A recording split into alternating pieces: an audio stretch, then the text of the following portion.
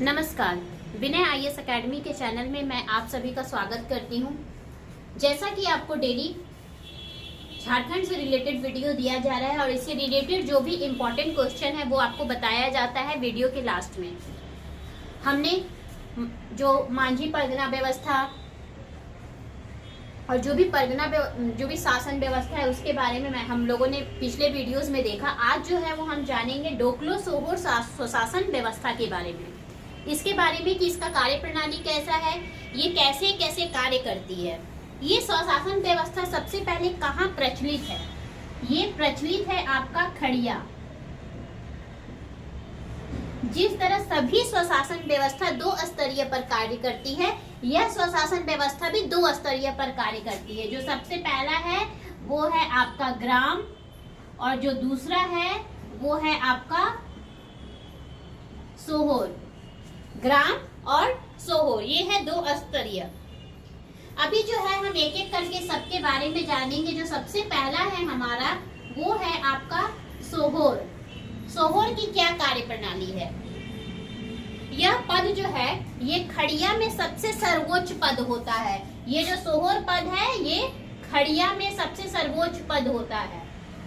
खड़िया में सबसे सर्वोच्च पद होता है। यह हर जाति में अलग अलग पद का अलग अलग महत्व होता है। उसी तरह खड़िया में ये सर्वोच्च होता है। जैसे कि उरांव में कौन सा पद सर्वोच्च होता था? उरांव में पढ़ा राजा जो है वो सर्वोच्च होता था। उसी तरह इसमें डोकलो सोहोर स्वशासन व्यवस्था में जो सोहोर है वो उच्च है। ये कई ग्रामों का नेतृत्व करता है। कई ग्रामों के बारे में जो भी इम्पोर्टेंट फैक्ट्स है, जो भी इम्पोर्टेंट डिसीजंस है किसी भी चीज को लेकर, चाहे वो राजनीतिक हो, आर्थिक हो, धार्मिक हो, ये वो सारे जो फैसले है लेता है। इसको लेकर वो जब भी चाहे एक तिथि घोषित करके गांव में अनाउंसमेंट करा के सभा आयोजित करने का जो हक है ये सोहोर को है। सभा आयोजित करना, सभा आयोजित करने का जो हक है वो किसको है? सोहोर को है। ये किसी भी मैटर से, किसी भी मामले से संबंधित गांव में जब भी चाहे सभा बुला सकता है। अब हम जो है वो दूसरा जो हमारा इंपॉर्टेंट है वो है डोकलो। डोकलो जो डोकलो है गांव स्तर पे जो खड़िया है ये समाज में सर्वोच्च होता है और ग्राम सभा की जो बैठक है उसकी अध्यक्षता करता है।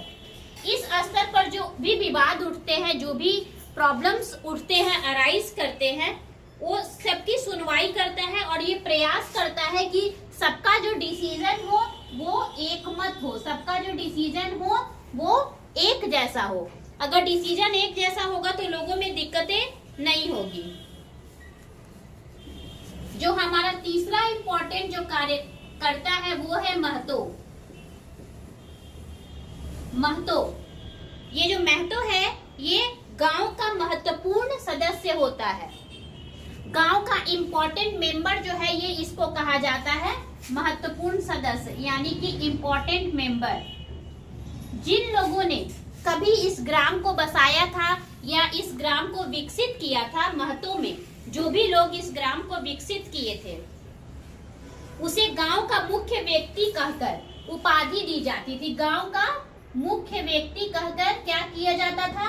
मुख्य व्यक्ति कहकर जो है उसको उपाधि दी जाती थी, उसे पुरस्कार से नवाजा जाता था।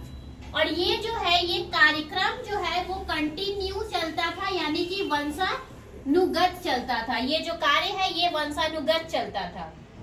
परंतु गांव वालों की सहमति से कभी कभी जो है इनके डिसीजंस को चेंज भी किया जाता था। जो महतो थे उनके डिसीजन को चेंज भी किया जाता था। अब है पाहन। पाहन जो हमारा चौथा है वो है पाहन। पाहन का क्या कार्य है? पाहन का कार्य है गांव में पूजा पाठ कराना, पर्व त्योहारों को लेकर डेट एंड जो भी इम्पोर्टेंट दिन है उसका सिलेक्शन करना। मतलब कि दिन और जो तिथि है वो निर्धारित करना किसका काम है? पाहन का। जो भी गांव में शादी ब्याह होते थे उसको तो सारे रिचुअल्स को फॉलो अप कौन करता था? पाहन करता था। इसका भी जो नियुक्ति है वो वंशानुगत चलता था, लेकिन जब गांव के लोगों की सहमति से इसे बदला भी जाता है, तो ये जो है इसका भी जो है वंशानुगत है, और गांव वालों की अगर सहमति हुई तो इसे बदला भी जा सकता है। अब जो नेक्स्ट है वो हमारा ये है हमारा करटाहा। करटाहा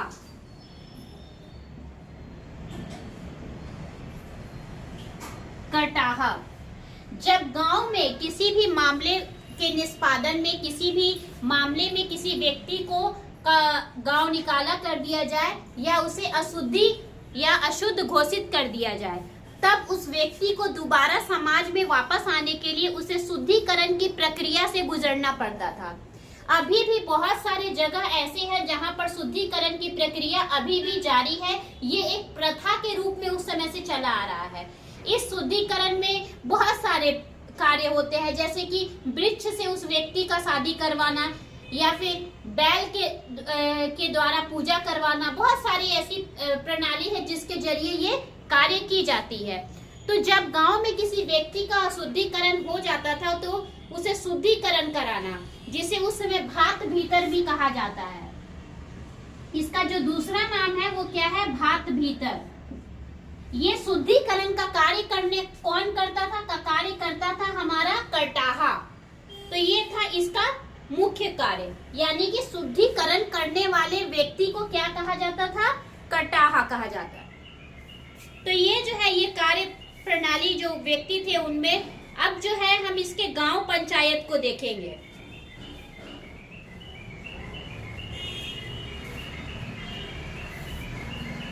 जो गांव पंचायत है इसमें डोकलो जो है वो प्रमुख होता था। जो पहला है गांव पंचायत, इसमें प्रमुख कौन होता था? डोकलो। डोकलो जो है वो प्रमुख होता था। इसके अलावा इसमें और कौन कौन होते थे? पाहन, करटाहा, ये सभी होते थे। डोकलो जो है वो बैठक बुलाने का जो कार्य है वो कौन करता था? डोकलो करता था। विवाद से संबंधित जो भी मामले होते थे, विवाद से संबंधित जो भी मामले होते थे उसमें पूरी सुनवाई के बाद उठाए गए मामले पर जो एकमत बनाए जाने का प्रयास किया जाता है, उसका जो निर्णय है वो कौन सुनाता था? डोकलो सुनाता था। दंड, नगद, ये सारा चीज वसूलने का यहाँ पे प्रावधान है। लेकिन गंभीर जब मामले होते थे तो उस मामलों में एक ही सजा सुनाई जाती थी, वो था समाज बहिष्कार, यानी कि उस व्यक्ति को समाज से बाहर निकाल देना। ये था गंभीर अपराध में जो सजा सुनाई जाती थी। अब है हमारा सोहोर पंचायत। ये सोहोर पंचायत क्या है? ये जो सोहोर पंचायत है ये है आपका सोहोर पंचायत। ये कई ग्रामों को मिलकर बना है, एक दो गांवों को मिलकर नहीं, कई ग्रामों को मिलाकर ये सोहोर पंचायत जो है इसका निर्माण हुआ है।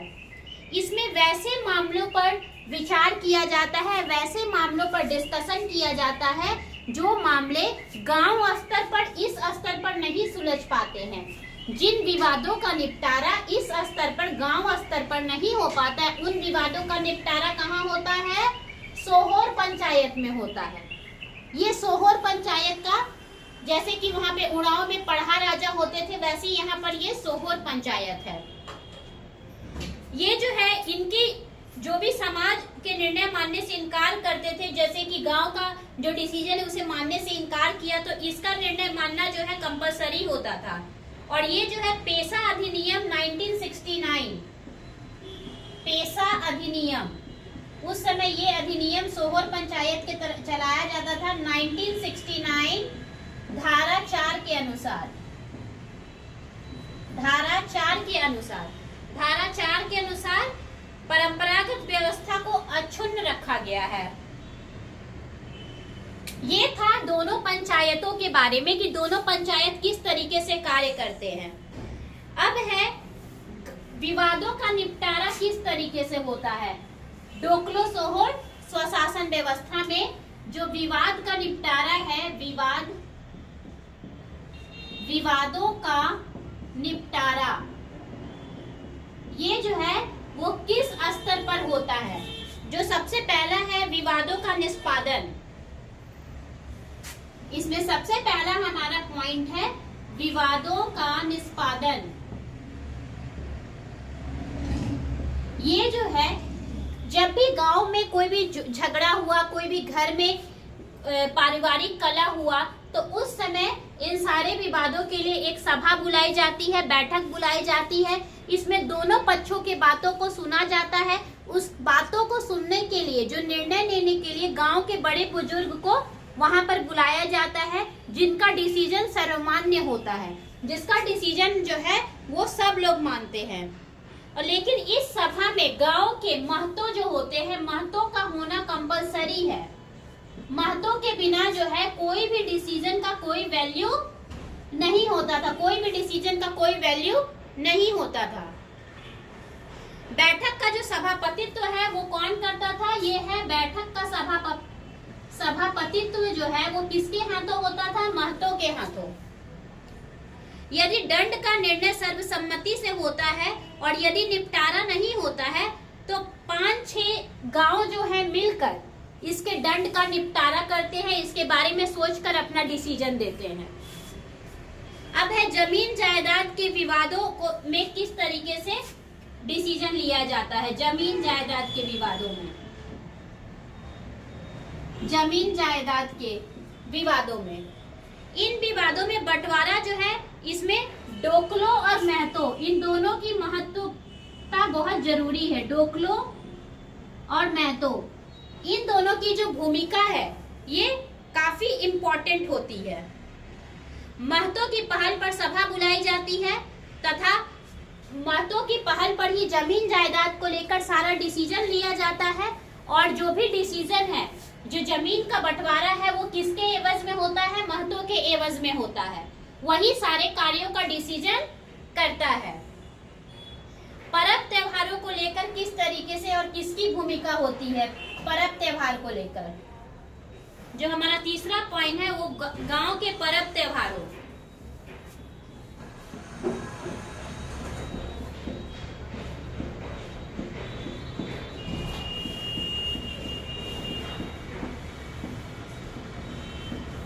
गांव के पर्व त्योहारों का जो सार्वजनिक पूजा पाठ है उसको महतो, पाहन और बड़े बुजुर्ग करते हैं। कुछ पर्व त्योहार जो हैं वो पाहन के द्वारा कराए जाते हैं, लेकिन जो सारा डिसीजन है वो बड़े बुजुर्ग, महतो और पाहन के द्वारा ही लिया जाता है। अब है हत्या और अन्य गंभीर मामलों में जो है क्या सुनवाई है। हत्या या अन्य गंभीर मामले, अन्य गंभीर मामलों में है जो डायरेक्ट जो है समाज बहिष्कार, जो मैंने बताया था ये मोस्ट इम्पोर्टेंट है। अगर गांव का कोई लड़का और किसी लड़की के बीच कोई भी गलत संबंध स्थापित होता है और जो पीड़ित है वो गांव में के महतों को इस बात की सारी जानकारी देता है, तो इसके लिए सभा बैठती है और उस बैठक में ये डिसाइड होता है कि अगर वो दोनों ने उन दोनों से गलती हुई है तो उसमें एक ही सजा होती है, समाज से बाहर कर देना। यानी कि ये अशुद्ध हो गए हैं, इनका शुद्धिकरण कराना जो है वो कंपलसरी है।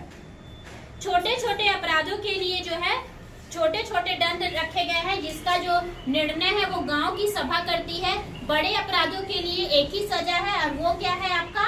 समाज बहिष्कार। समाज बहिष्कार ये है, ये बड़े अपराधों, यौन संबंधों से लेके अन्य गंभीर मामलों के लिए ये सारा जो है ये अपराध व्यवस्था जो है इसमें इस तरह का सजा सुनाया जाता है। तो ये था आपका डोकलो सोहर स्वशासन व्यवस्था के बारे में जो भी इम्पोर्टेंट फैक्ट्स था वो। अब चलिए जो 2-3 क्वेश्चन है वो मैं आपको बता देती हूँ। डोकलो सोहर स्वशासन व्यवस्था किस जनजाति में प्रचलित थी? डोकलो सोहर स्वशासन व्यवस्था किस जनजाति में प्रचलित है? सोहोर किस जनजाति में सर्वोच्च पद है? सोहोर किस जनजाति में सर्वोच्च पद है?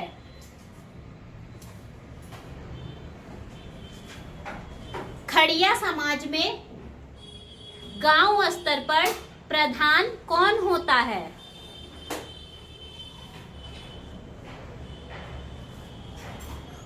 डोकलो सोहर पंचायत में पूजा पाठ कर शुद्धिकरण करने वाले व्यक्ति को क्या कहा जाता है?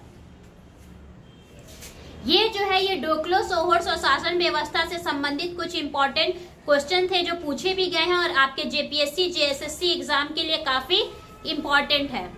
अगर आपको इससे रिलेटेड कोई और भी जानकारी चाहिए तो आप 9431156794 पर मैसेज करके जानकारी प्राप्त कर सकते हैं। That's all for today. Thank you.